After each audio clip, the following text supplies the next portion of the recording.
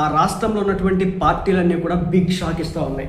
ప్రజలైతే టీవీకే పార్టీకి విజయ్కి సపోర్ట్ ఉన్నప్పటికీ కూడా ఆ రాష్ట్రంలో ఉన్నటువంటి పార్టీలు అయితే సపోర్ట్. బేసిక్ ఇదే సంఘటన మన రాష్ట్రంలో జరుగుంటే కనుక పార్టీలు పరిగెత్తేవి, ఎమ్మెల్యే అభ్యర్థులు వెళ్ళిపోయారు, జంప్ అయిపోయేవాళ్ళు. అమ్ముడు పోయారనే పెద్ద పదం వాడినా కానీ జంప్ అయిపోయాడు. అధికారం ఏ పార్టీలో ఉంటుందో ఆ పార్టీలకు జంప్ అయిపోయేవాళ్ళు. మీరు గమనించినట్లయితే కనుక ఫస్ట్ టైం టీడీపీ అధికారంలోకి వచ్చినప్పుడు కూడా 2014లో అప్పుడు వైసీపీకి సంబంధించిన ఎమ్మెల్యేలు కొంతమందికి వచ్చేసారు.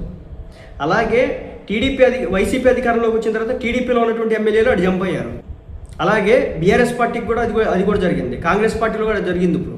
కానీ తమిళనాడులో మాత్రం ఒక పార్టీ మీద గెలిచి కూటమి ఒక పార్టీగా ఉండి డిఎంకే కావచ్చు, సిపిఐ సిపిఎంలు కావచ్చు, అలాగే మరొక పార్టీ కాంగ్రెస్ కావచ్చు. సో ఇవన్నీ కూడా స్ప్లిట్ అవ్వట్లేదు. ఇప్పుడు మేము ఓడినా గెలిచినా డిఎంకేతోనే ఉంటాం, నొక్కి ఒక్కడి నుంచి చెప్తున్నారు.